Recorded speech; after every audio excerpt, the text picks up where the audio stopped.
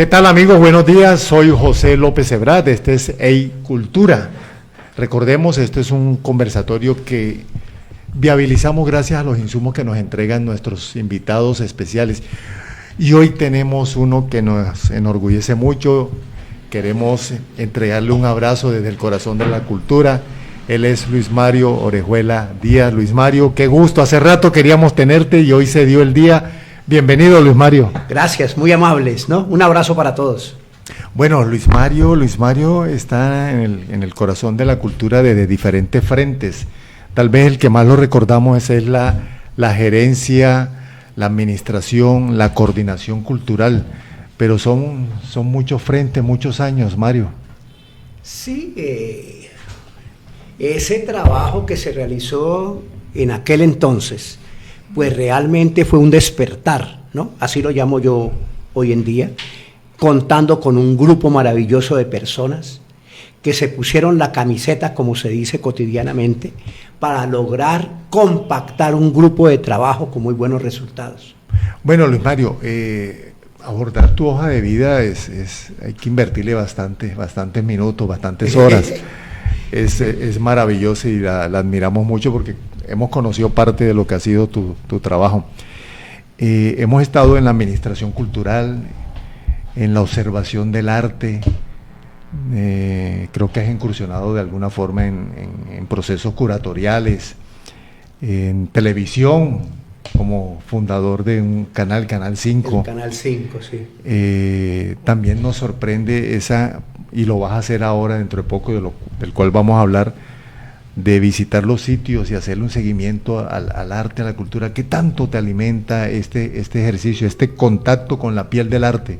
Bueno, hoy en día puedo visualizar el proceso de mi vida llegando a la conclusión que lo que es la educación y la cultura, pues realmente se convirtieron en mi lifestyle o estilo de vida, ¿no? ¿Por qué la educación?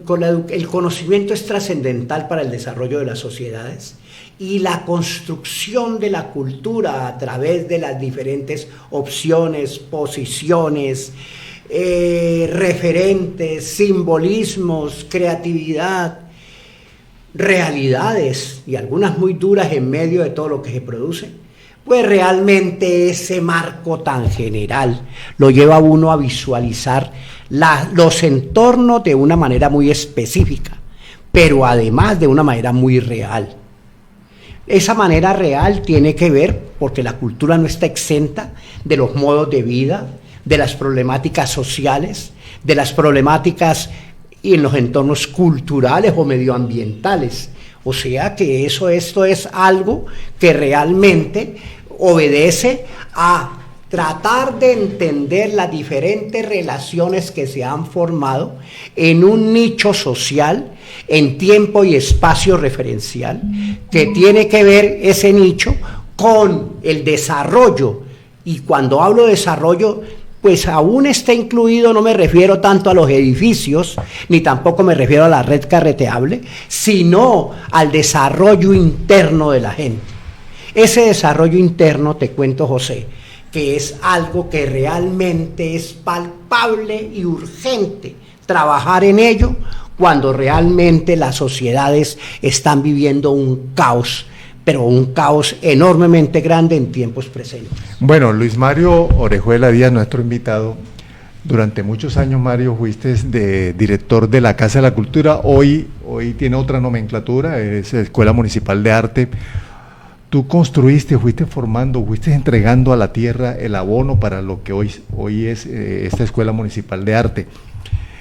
¿Cómo era esa relación con el tema docente, con el tema educativo? ¿Cómo hacías para que esos procesos pedagógicos fuesen fluidos y se lograra el objetivo que buscaba la comunidad al asistir a ese espacio académico, cultural, artístico que estaba bajo tu dirección, Mario? Una actividad artística es una manera de comunicarse a través, lógicamente, de la especificidad. Esta es una manera de comunicarse con la gente. Entonces, si tú me preguntaras a mí cómo resumes todo ese tiempo que estuve a cargo de la cultura en Palmira, y vuelvo y repito, con un grupo maravilloso de personas. Bueno, una vez después que yo salí de ahí, me iba caminando por la 30 y una señora, yo no sabía que me estaba llamando a mí, ¿no? Y lógicamente ella me decía, mijo, venga, venga. Cuando yo ya paré, yo ya paré y le pregunto, ¿es a mí?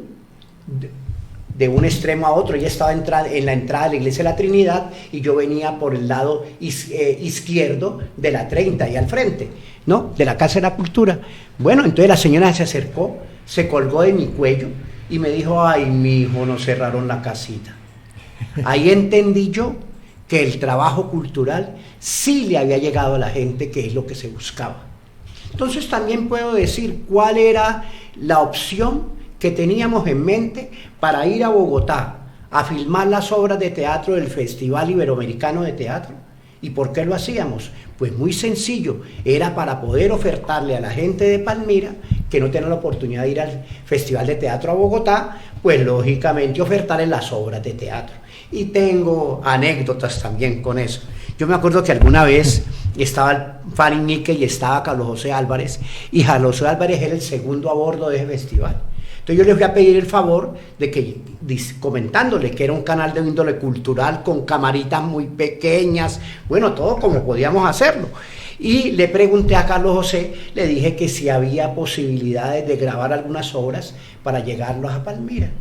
Y él, muy embebido en su segundo puesto en la dirección del festival, me dijo, pues si te dan permiso para una, no hay ningún problema, eso es del director, y le traje 10. Y entonces me dijo, ay no, yo todas las obras no te puedo dejar filmar.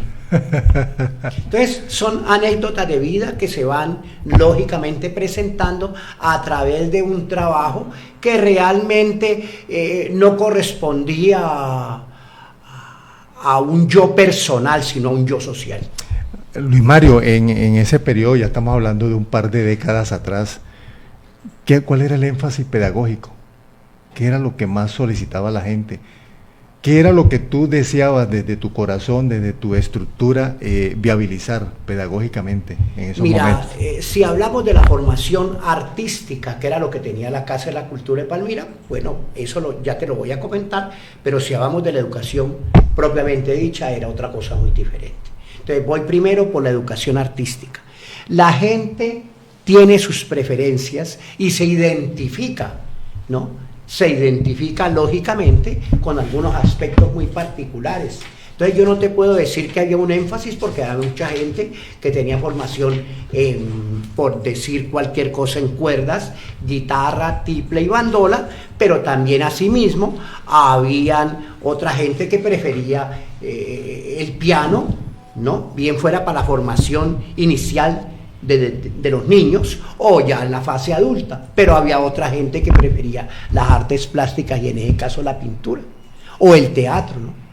Entonces no era qué es lo más importante, sino cómo se puede beneficiar realmente a toda la gente que tiene una manera pues realmente de captar en el interior, en su esencia, los gustos para poder expresarse a través lógicamente de las diferentes manifestaciones, ¿no?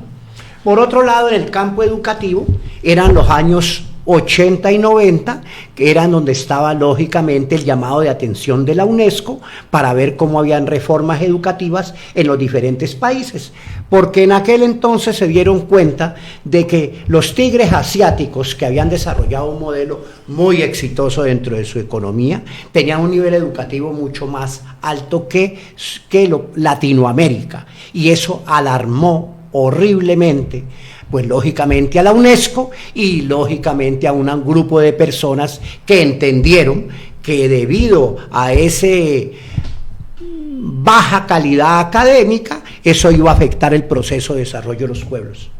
Escuchándote, Luis Mario, uno percibe un administrador cultural totalmente viable. Y en el caso tuyo tuviste unos referentes maravillosos como Mariela del Nilo, que además de poetisa era gestora, viabilizaba los procesos culturales. ¿Cómo lograbas conjugar todo eso y hacer de un proceso como la Casa de la Cultura, en apariencia pequeño, lo convertiste en algo grande, mayúsculo? ¿Cómo eran la confluencia de todas esas herramientas?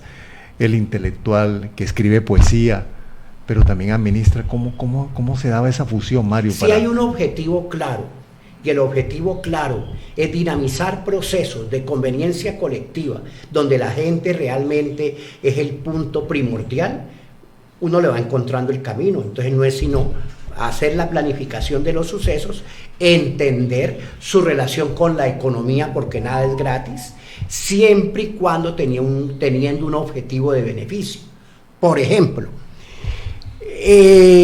había un programa, era que los niños escribían cuentos infantiles y yo beneficiaba a 100 y pico mil niños, pues 100 y pico mil niños, y los niños escribían las historias, nosotros lógicamente que imprimíamos y transformábamos los cuentos o las historias seleccionadas, ¿no? Las imprimíamos en libros pequeños y se las devolvíamos a los colegios para que tuvieran una reciprocidad en el análisis. Era un cuento de un niño de allí escrito por los mismos niños, y los niños entienden sus dinámicas y sus lenguajes, más que la relación niño-adulto. ¿Cómo era esa relación niño-pedagogo? No, ahora, la relación para esa estructura, entendíamos la importancia de leer y escribir, algo que yo he corroborado después en mi vida de docente universitario, ¿no? Esa relación entre el saber leer y el saber escribir es de una formación y una tendencia importantísima, pues tiene que ver no solamente con la estructura sociocultural de un pueblo, tiene que ver con la persona, y asimismo tiene que ver inclusive con referentes políticos. Yo no entiendo una problemática si no sé leer ni escribir. Yo no puedo profundizar si no sé leer ni escribir. Yo no puedo, bajo ningún punto de vista, comprender las realidades si no sé leer ni escribir. Entonces, lógicamente, facilitar y empujar este proceso era beneficiar a una cantidad de niños y estimularlos también. Y con la misma plata que yo invertía en Palmira, haciendo milagros, en ese momento, es la verdad, haciendo milagros, pudimos beneficiar a los niños del distrito educativo número 2, que también era Pradera, Florida, Candelaria, El Cerrito y Ginebra. Impactaban por fuera del territorio. Todos los niñitos, sí, a todos los niñitos. Entonces, eso se convirtió pues realmente en algo que estaba paralelo e imbricado con la educación de los niños también. Ya el resto correspondía a nivel de las instituciones escolares. Luis Mario, en esa ubicación de profesores de clasificación, toma de decisiones para ver qué profesores iban a estar contigo, ¿cuáles eran esos requisitos? ¿O imperaba mucho el tema político? No. ¿O tú seleccionabas tus profesores de acuerdo a un criterio artístico? Pues voy a decir algo que me da pena con el Consejo Municipal de aquel entonces, pero pues a mí a veces me llegaban papelitos que yo no tenía en cuenta, porque pues yo me estoy moviendo un área donde estoy sudando conseguir recursos, y la mayoría de los recursos los obtenía por gestión, porque lo que en ese momento daba el municipio tampoco era que nos alcanzaba para suplir todas las necesidades y dinamizar procesos comunitarios. Entonces, lógicamente, al nosotros estar en un proceso que ha sido validado, que lo validaba la comunidad, que lo entendía la comunidad, a eso se debe realmente que la gente nos apoyara con su asistencia, con sus ideas, con sus aportes, ¿no? Y al la gente apoyarnos, nosotros veíamos que lo que se estaba gestando realmente era de conveniencia colectiva. ¿Qué era lo que primaba en la selección de los docentes? Para allá voy. Nosotros teníamos un convenio que era con Bellas Artes, entonces había un grupo del profesorado que venía de Bellas Artes y los otros profesores se escogían mediante una hoja de vida que ellos presentaban y su formación académica, ¿no? Aún así hubo personas que se formaron de manera autodidacta, 2, 3 personas, si no recuerdo, y contribuyeron enormemente. Es más, uno de ellos sigue con su directriz cultural, se especializó de manera muy autodidacta en pintura y está gestando todo su trabajo en un municipio antioqueño. Por decir que realmente lo que las personas que nos acompañaron en aquel entonces, esas personas realmente cumplieron con los objetivos que estaban trazando. Entonces, pues sí, yo era caballero del Santo Sepulcro y todos salíamos en las procesiones del Santo Sepulcro.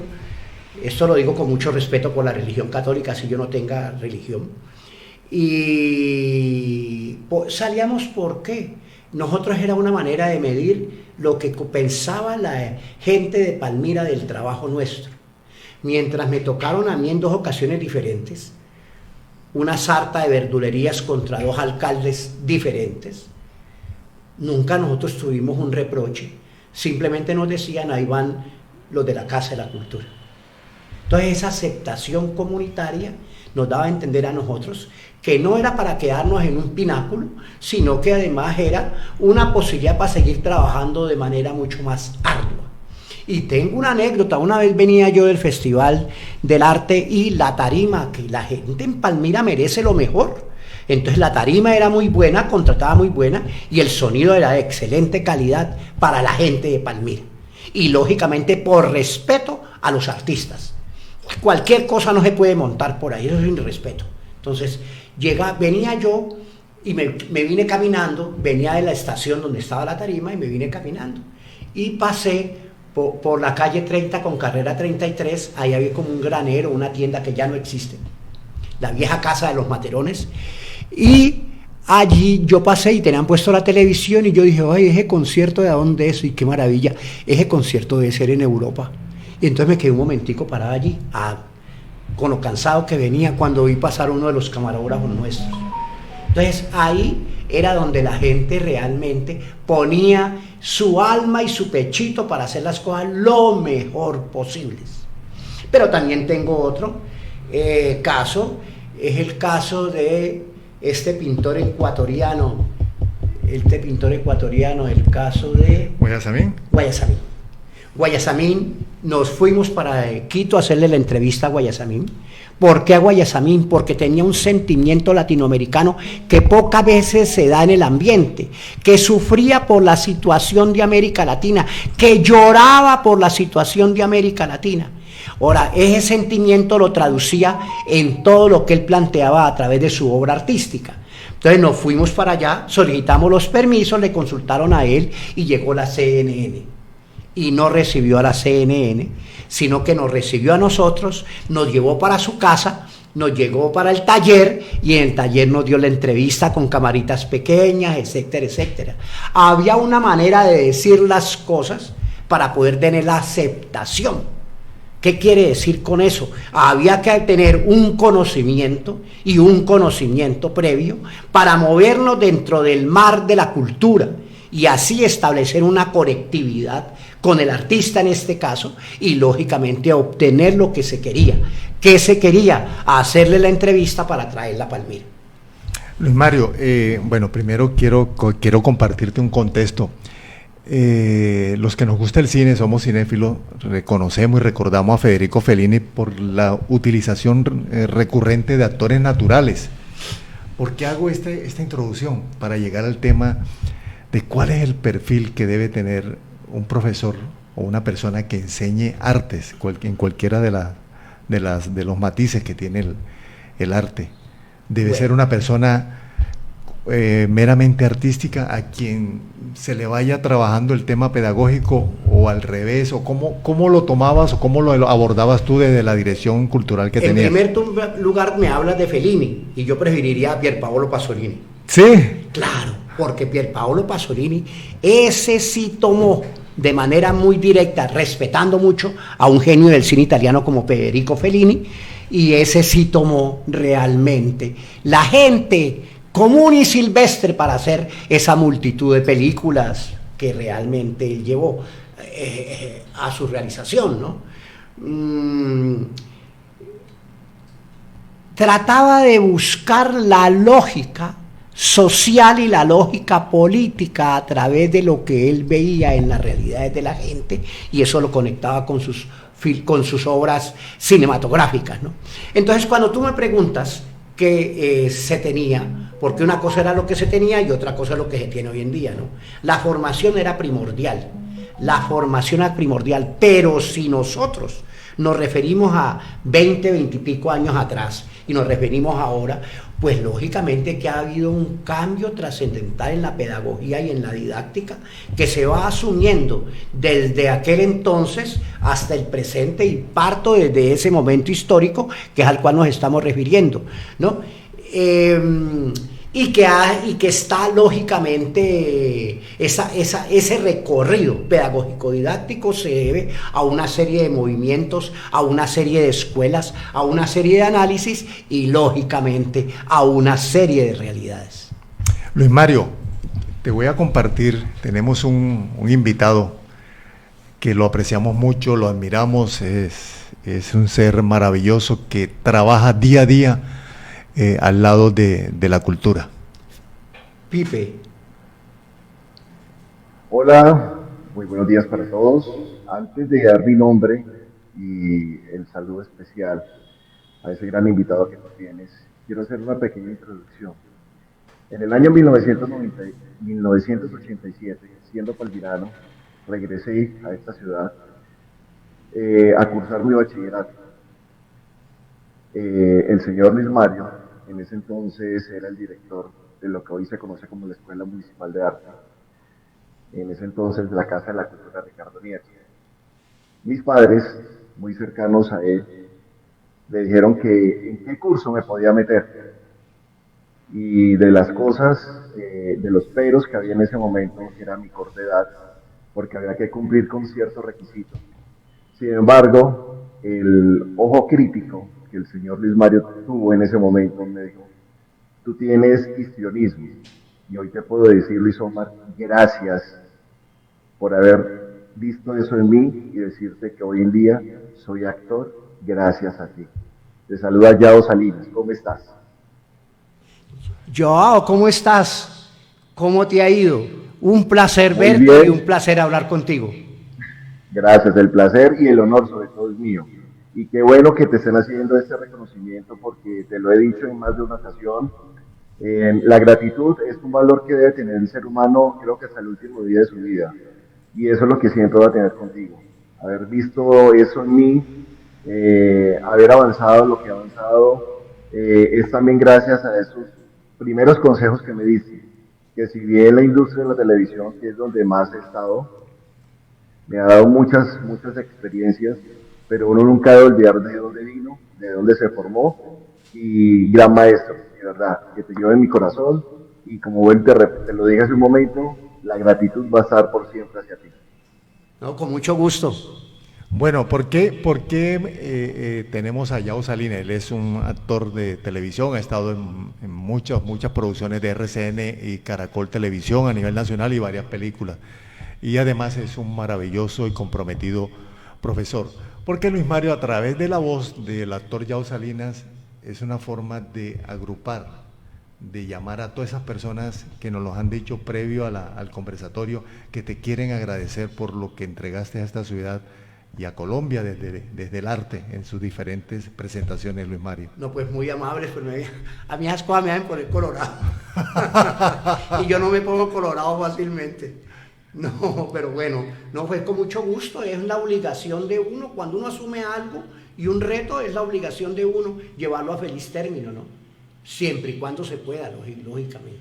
Bueno, Yao Salinas, muchas gracias a nuestro querido actor, y está siguiendo el legado de Luis Mario, porque hoy eres docente en artes. No, pues te felicito y nos Así debemos es. un tinto. Muchas cosas, tenemos una plática pendiente, pero mejor dicho, pero la vamos a sacar adelante. Apenas tengamos el tiempo, eso va. Gracias. Felicidades. Gracias, Yao, muy querido. Bueno, Gracias. mi querido Luis Mario, yo le devuelvo por unos minutos el libro que usted me acaba de entregar. Ese es otro perfil de Luis Mario, el escritor, que pocas personas conocen, Luis Mario, porque esta producción, tal vez, estamos hablando de 2 décadas atrás, poesía erótica. Ese Luis Mario, escritor y sobre todo erótico, ¿cómo nació? ¿Por qué no el romanticismo y sí lo erótico, Luis Mario? Te lo voy a definir en una frase muy corta, porque todos nacemos de un acto erótico. Es que la vida en sus simplezas tiene mucha riqueza y mucha complejidad, ¿no? Todos nacemos de un acto erótico, pero resulta que el erotismo ha sido mirado desde diferentes perspectivas y algunas pecaminosas, porque pues lógicamente son las posiciones religiosas, políticas, sociales, que no dejan ver un poco más allá. Si yo lo que estoy diciendo lo conecto con las preguntas que me estabas haciendo hace un momento, te digo que lo básico para el desarrollo de una sociedad, lógicamente, es el conocimiento. Sin el conocimiento no se hace absolutamente nada. Y el conocimiento está vigente desde que el hombre comenzó las primeras culturas hasta el momento presente. Luis Mario, vamos a recordar algo de la poesía erótica. Por favor, nos hace una lectura de uno o dos de tus poemas, por favor. Aquel momento, ese momento, araño las estrellas y toco el infinito con tanto placer. Maravilloso. Vamos con otro, nuestro querido escritor invitado, Mario Orejuela.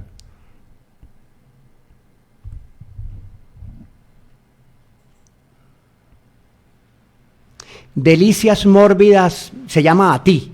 Delicias mórbidas me apegan a ti, oh, almíbar de deseos, miel de sensaciones, intensivos destellos de sentires opacos, claros, violetas, rojos y negros. Sentir ese olor a ti y perder la cabeza en tu cuerpo, en tu respiración agitada, en la mía, en tu gemir de sentimientos que comienzan a crecer como el pulso de la corriente antes de la cascada y desmayarnos, no sedientos, no hambrientos, desmayarnos cada uno después del huracán de nuestros fuegos. Vamos a seguir con poesía, por favor, Luis Mario, observe este video. Porque quiere mi corazón en esta tarde desahogarse. Son pocos los momentos que tenemos para encontrarnos con público selecto, con gente que ama lo que hacemos. Son pocos realmente los eventos en que tenemos estas oportunidades. Yo tengo un grupo en Cartagena con el que nací artísticamente y nos denominamos entre nosotros Me lees y te leo. Me lees y te leo, porque en esa acción nos pasábamos el tiempo leyendo el poema del compañero, el compañero leyendo mi poema, y por eso somos el grupo Me lees y te leo. Entonces, voy a hacer un mini recorrido por lo que ha sido mi vida de artista. Soy directora de teatro, pero me gusta mucho la poesía, intento ser poeta. Con el perdón de doña Águeda, porque este tema ya es conocido acá, dice Barquitos de papel. Recuerdo cuando era niña y los cuadernos rompía para hacer barquitos pequeños cuando en mi pueblo llovía. Sentada sobre el andén que hacía frente a la cuneta, colocando en los barquitos mensajes con tinta negra, yo soñaba que llegarían muy lejos de mi tierra, que los encontrarían otros niños jugando en otras cunetas, que leerían mi mensaje y me llegaría una respuesta. Mas se me quedó la nostalgia de que nadie los leyera, porque pasaron los años y yo, sentada en la acera, cada vez que llovía en mi pueblo, como si el agua entendiera, le preguntaba muy quedo, ¿por qué no llegaban los barcos que yo esperaba vinieran? Y mira si habrán pasado lluvias desde aquella época, que se están tornando blancas las hebras de mi cabeza, y todavía me pregunto si hubo alguien que leyera las quejas que en esos barcos yo escribí con tinta negra.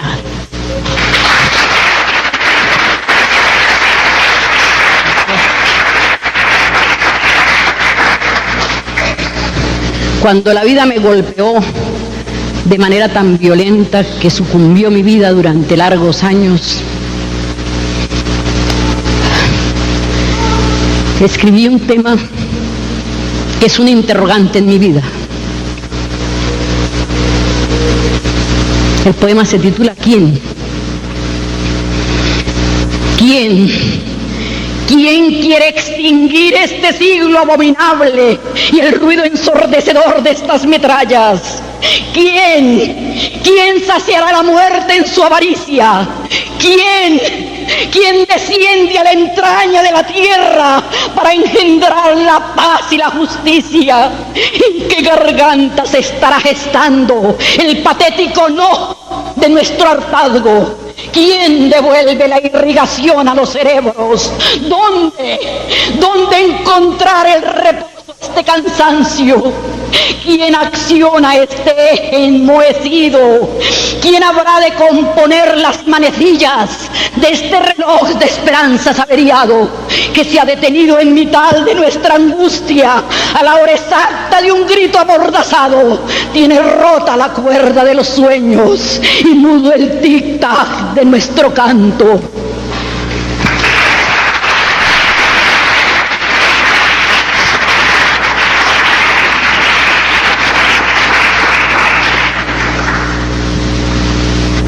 Me remonto a mi infancia soñadora a través de mis intentos de poeta y salto ágil, radiante de alegría, desnudo el pie sobre la arena ardiente, mi tersa piel con su color cobrizo y un rayo de sol besándome la frente.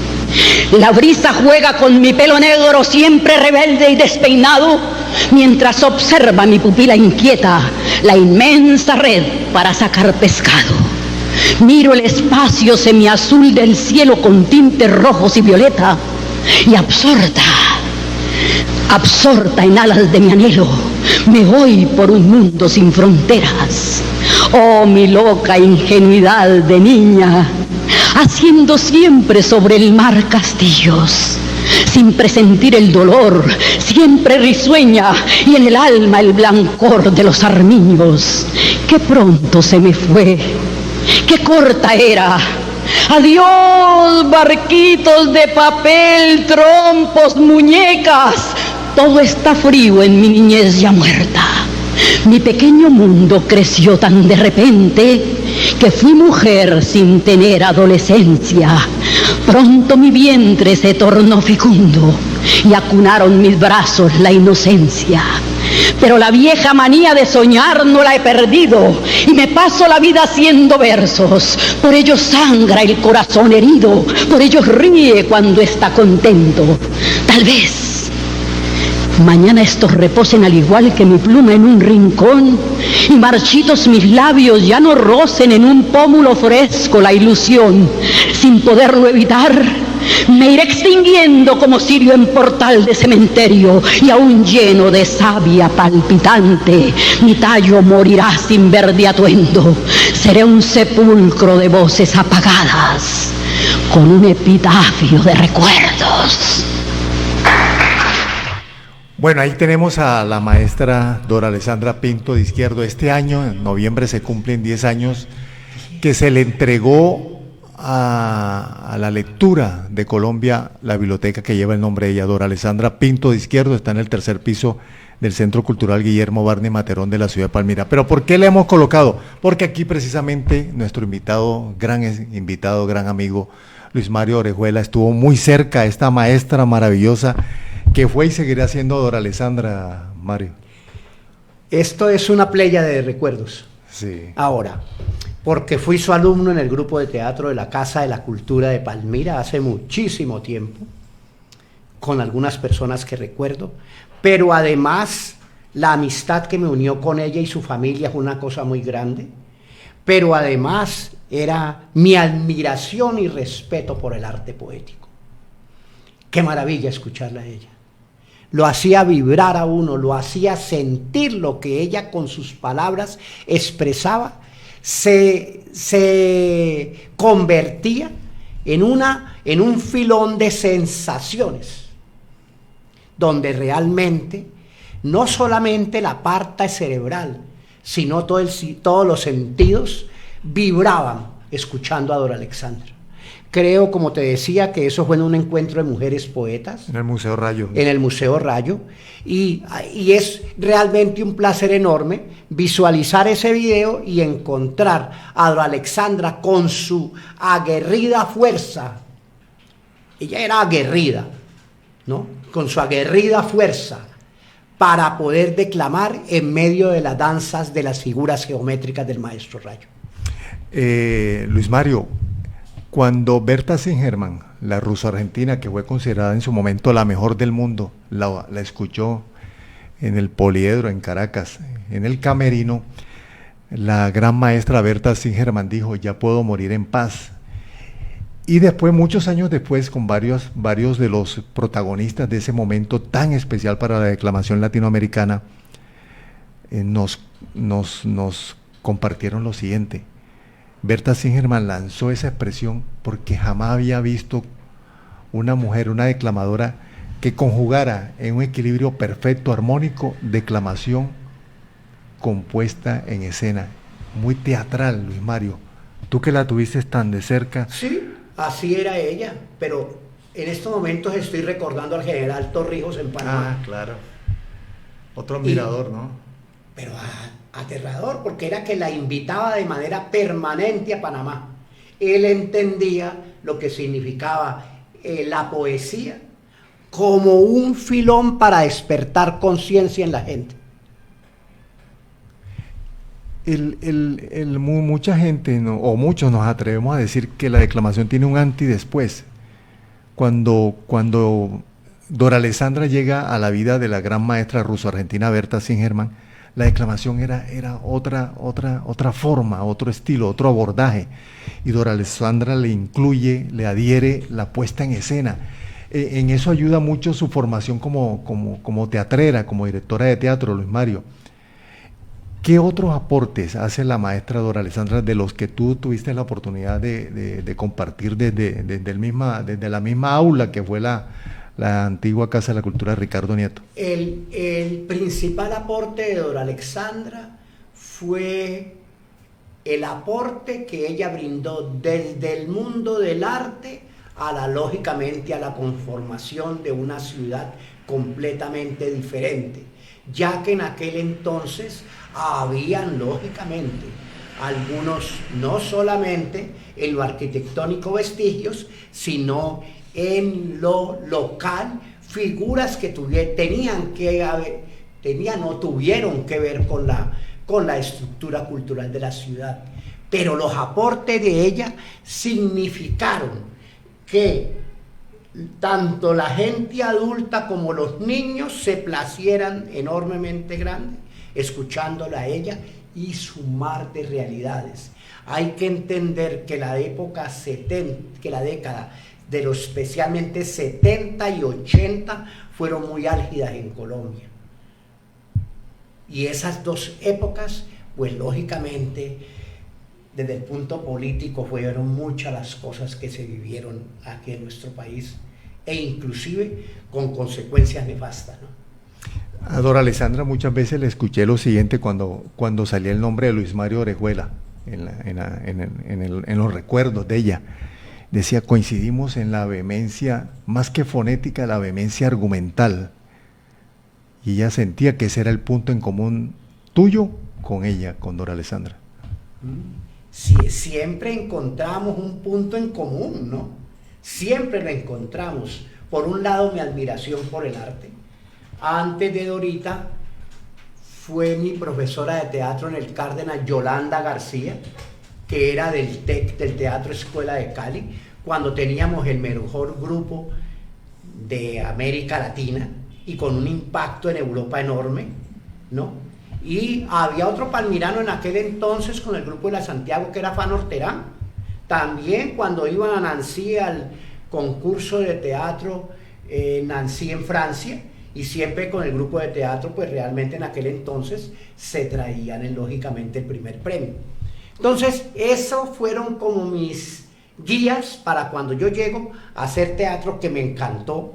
Una vez hice Los Pininos en el colegio, entonces ya con Dorita pude desarrollar otra serie de opciones, tanto técnicas como de vida, porque es que el profesor enseña en ese mundo de vida, ¿no?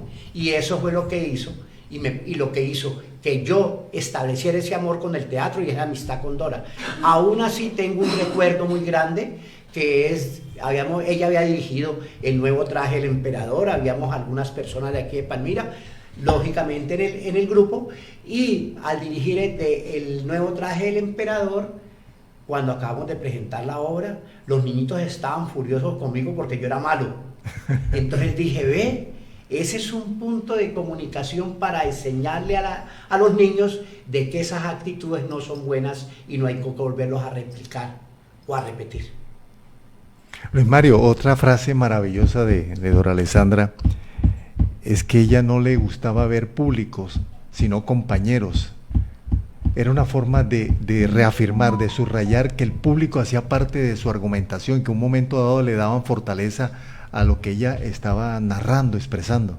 Bueno, hay muchos de esos aspectos que han venido cambiando hoy en día, ¿no? Pero artista que no vea al público, como algo cercano, sino como algo distante y observador. Si yo veo al público como algo distante y observador que está allá, pues realmente hay una frase de los muchachos hoy en día que se dice que está perdiendo el año. Luis Mario, con relación a ese tema, ella decía, no puedo observar al público solamente esperando el minuto final del aplauso, porque estaría violando mi espíritu, mi corazón, mi alma. Tú lo decías hace un rato, ¿no? La formación teatral de ella y su posición como gran declamadora, ¿no es cierto?, hicieron de ella que en un momento en que estuviera declamando, para referirnos a la declamación, ella no tomara al público de la mano y lo hiciera sentar alrededor de ella para compartir vivencias. Eran las vivencias que ella compartía, lógicamente a través de la poesía. Vivencias de todo tipo, ¿no? Porque así como habían unas que podían corresponder al mar de los afectos, habían otras vivencias que podían corresponder a críticas políticas, ¿no? El premio Nobel de la Paz, Adolfo Pérez Esquivel, en algún momento en la Universidad de Panamá, que coincidieron Dora Alessandra y el premio Nobel argentino Adolfo Pérez Esquivel, la escuchó y dijo, señora, su poesía es paz, y se arrodilló. Y le preguntaron por qué hizo ese gesto, y me dice, por la congruencia del texto con su corazón. Eso es cierto, eso es cierto. Si ella hubiera tenido otro corazón, no ha podido declamar de esa manera. Luis Mario, hay un tema que yo quiero tocar, usted lo maneja con mucho sigilo, pero yo quiero que nos lo comparta. Usted tiene un viaje maravilloso a partir de finales de este mes. Hablemos de ese tomar de su corazón cultural en Europa. Yo nunca he dejado de creer fervientemente que el arte me nutre mi alma.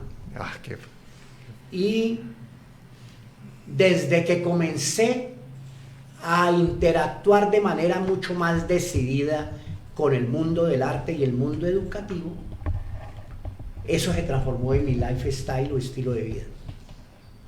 Y ese estilo de vida me fue conduciendo, yo lo digo, en la universidad lo digo, ¿no? Es el arte y la educación los que me brindaban la oportunidad de moverme en el camino de la vida. Porque es que ambos aportan demasiado para el comportamiento, para la vivencia, para el compartir, para el querer, para el proyectar y para el transformar. Ahora, ese viaje, como tú me decías, sí es un viaje que volveré después de mucho tiempo y volveré otra vez a recordar sentires, que para mí eso es muy importante. Entonces serán obras magnas del arte universal, que es lo con el cual yo voy a tener contacto, ¿no? Bueno, Luis Mario, esa puerta se va a abrir con la maravillosa posibilidad que vas a tener de ir al Museo Nacional del Prado. Es difícil, vas a estar un día. ¿Dónde te vas a estacionar? Bueno, todavía no sé, o a lo mejor pueden ser más días. Lo que pasa es que vamos con periodos cortos de tiempo, porque no tenemos sino 3 semanas y nos toca movernos así. Pero además voy a Italia, a Canale Monterano, a 80 kilómetros de Roma, porque de todas maneras No me pregunten, que yo ni yo mismo sé por qué se me atravesó una idea para repoblar ciudades en el mundo, y voy a entregarle al gobierno italiano el proyecto para repoblar Canale Monterano. Pues, ¿nos puedes compartir una sinopsis de esa idea maravillosa? Sencillamente hay muchas ciudades vacías en el mundo, y la manera, y el mundo atraviesa con el flujo de las poblaciones, atraviesa unos problemas enormemente grandes. Entonces, esas ciudades que están despobladas o vacías, algunas, se pueden habilitar para ir transformando entornos, ¿no?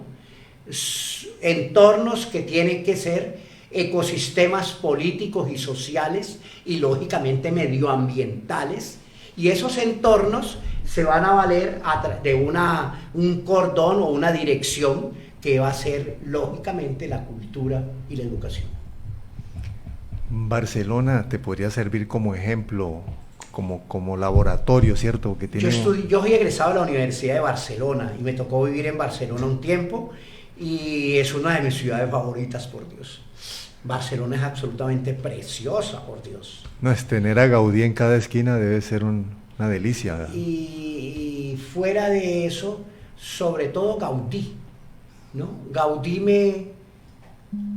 Fuera de inspirarme, me proyectó en un viaje hacia un más allá, en el momento en que conocí directamente la obra de Gaudí, tratando de entender una serie de asociaciones que él hace, inclusive con su creencia religiosa. Entonces él lo que hace es proyectar y trazar aperturas enormemente grandes. Ese parque que lleva su nombre es una maravilla, no solamente la iglesia de la Sagrada Familia de Barcelona, porque de todas maneras venía un movimiento arquitectónico en ese entonces. Uno de ellos es la Casa Batlló, y el Vagón Octa en Bruselas, en Bélgica, a comienzos del siglo XX, donde entendieron que en la arquitectura del juego se trataba de luz y de formas. Luis Mario, nosotros hemos tenido dos catalanes, y ahora te comento por qué. Una de ellas, Neus Castellanos. Neus es la actual directora de la Biblioteca Pública Gabriel García Márquez de Barcelona. Fue escogida hasta este año, tiene ese privilegio, como la mejor biblioteca pública del mundo, y lleva el nombre de nuestro premio Nobel. Ella estuvo con nosotros, Neus. Y resulta que la influencia catalana en la literatura de García Márquez es impresionante. Pintores, el sabio catalán Ramón Vinges, que es protagonista de 100 años de soledad. Yo no recuerdo si fue que García Márquez, eso sí no lo recuerdo exactamente, él vivió un tiempo en Barcelona, creo. Sí, estuvo en Barcelona. Claro. Y el sabio catalán Ramón Vinges estuvo en el grupo La Cueva en Barranquilla, entonces hubo mucha afinidad. Claro. Y hoy vamos a continuar esa afinidad con Luis Mario, que va a estar...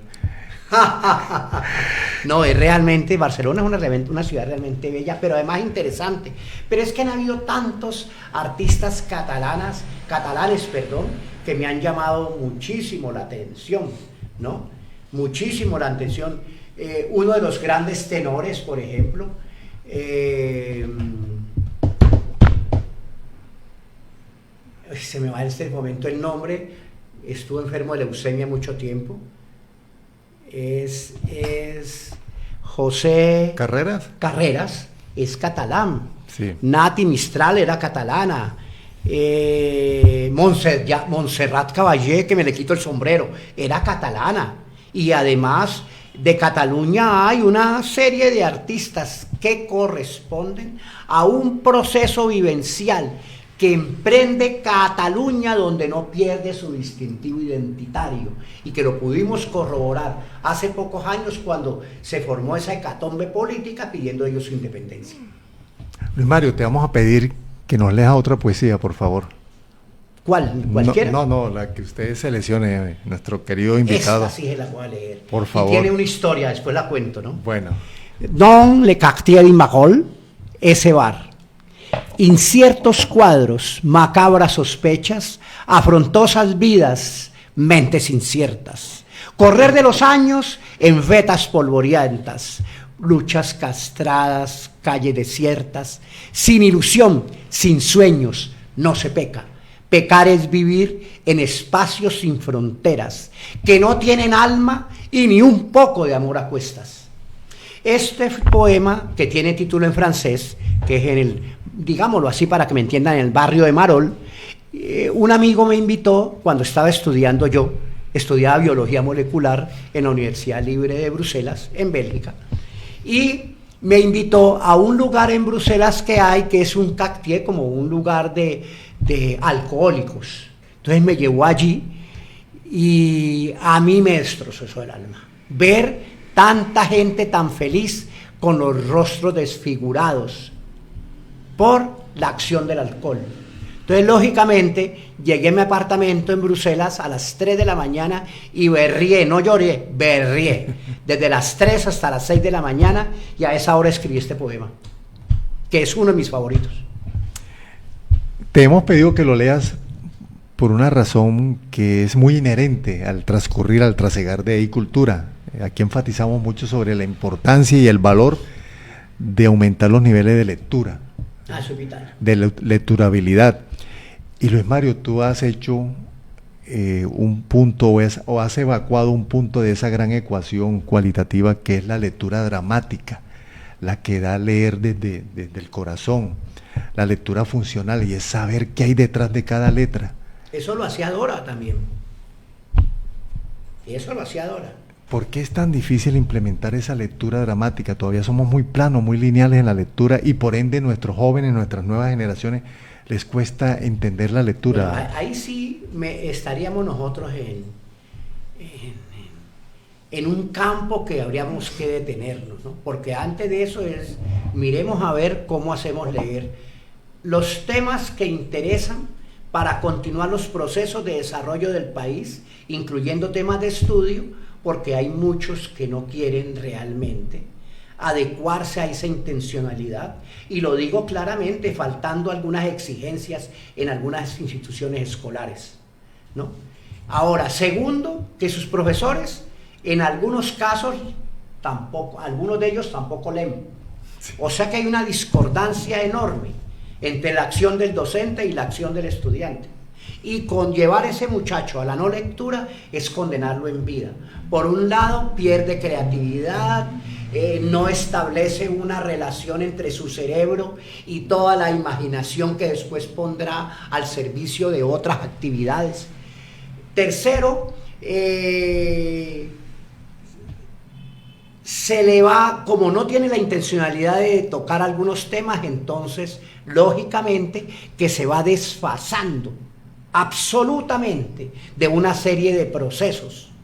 Cuando ya el muchacho llega al terreno universitario, ahí comienza a pasar una serie de problemáticas, porque ni siquiera entiende ni lo que dice el profesor, ni las notas que él toma.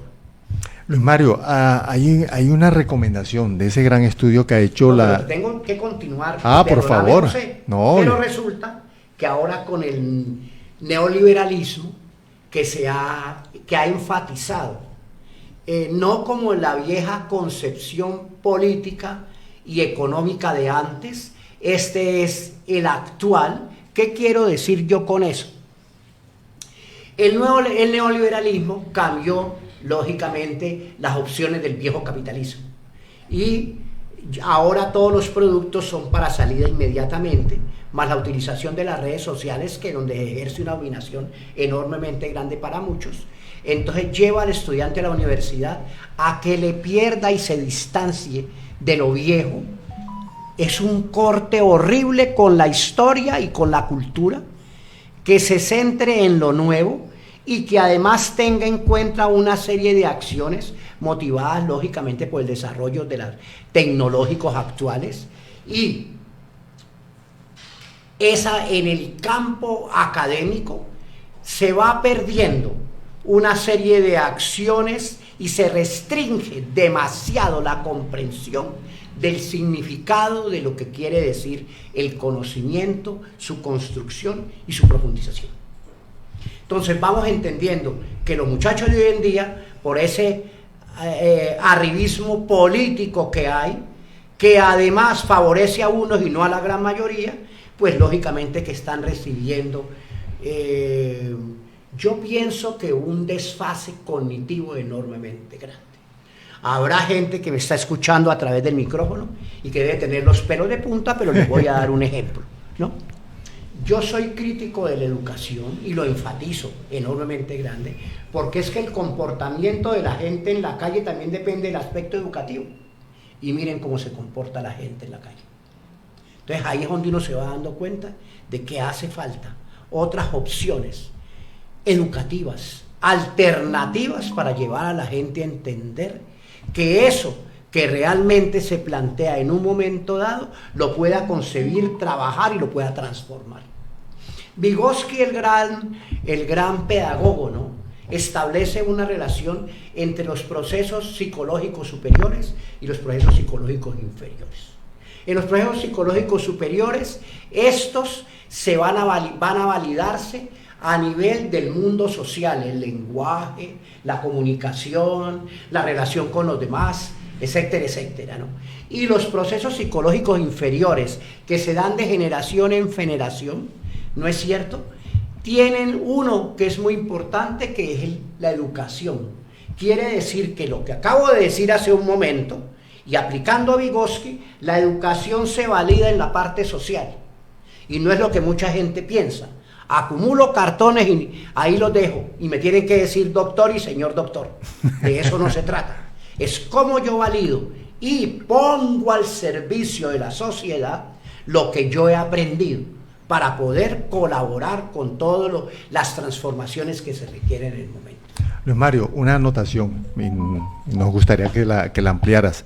Una de las grandes conclusiones de la medición internacional, que son las pruebas PISA, que mide, por ejemplo, el que más nos interesa en estos momentos, que es el de la lectura, el nivel de lecturabilidad, siempre recomienda y enfatiza y trabaja mucho con los países asociados a esta medición la compañía de la familia en los procesos de lectura. Por ejemplo, ellos dicen, Finlandia lo hace y por eso es el número 1 en nivel de lecturabilidad a nivel mundial.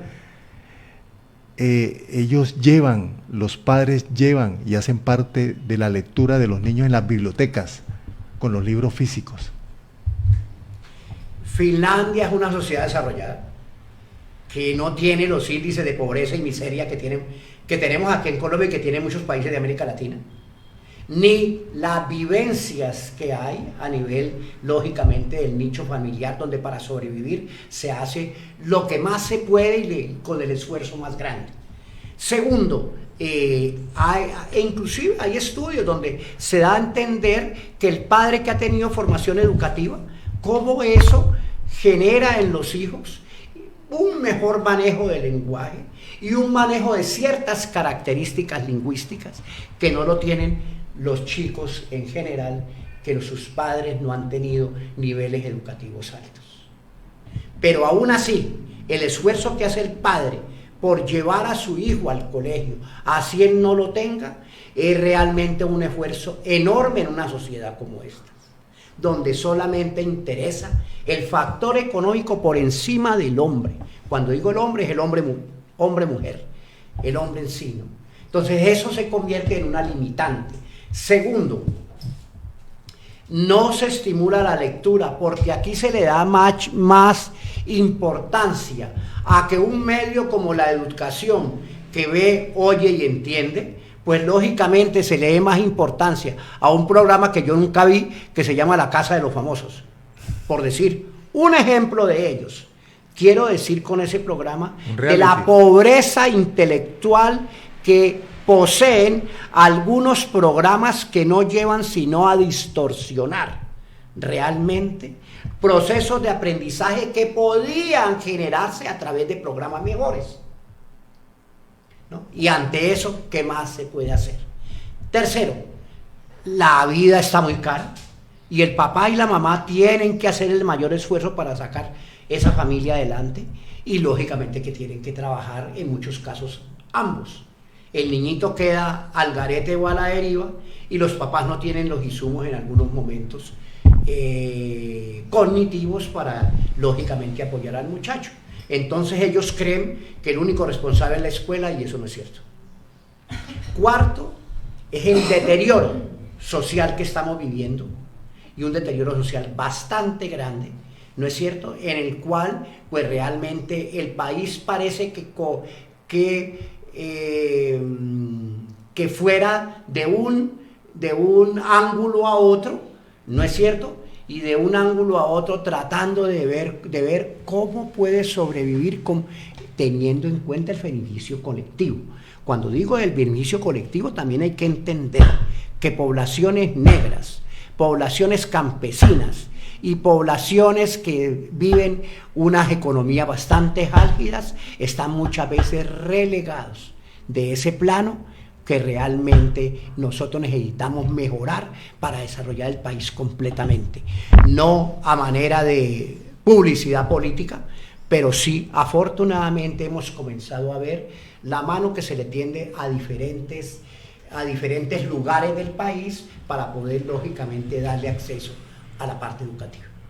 Luis Mario, vamos a tenerte haciendo un streaming. ¿Desde qué obra de arte del Museo Nacional del Prado de Madrid? No sé, ¿no? Eso es un paquete bastante grande, ¿no? No lo sé, pero sí sé que uno de los que haré será sobre el Moisés de Miguel Ángel. Lo vamos a tener. Es una de mis esculturas favoritas, sobre todo el trabajo de las arterias y las venas en el mármol, ¿no? Que además es de mármol de Carrara la escultura. En el mármol, y que lógicamente corresponde a la visión de Miguel Ángel, que era una visión netamente de carácter religioso. Bueno, a Luis Mario primero agradecerle porque vamos a tener ese streaming sin lugar a dudas. Bueno, Uno de los tantos desde Europa para iCultura. Luis Mario Orejuela, qué gusto, hermano, haberte tenido en nuestro espacio. Necesitamos otras horas, no, hay muchos temas pendientes, pero de verdad muy agradecido. Cuando regrese. Bueno, Bueno, esta es tu casa y muchas gracias, Luis Mario. Muy amable, muy querido José, muy querida usted, mi niña, que está en los controles, muy amable y la felicito por su tecnicidad. Y a ustedes muy amables, desde iCultura, José López Ebrato. Un abrazo. Una energía, tu vida.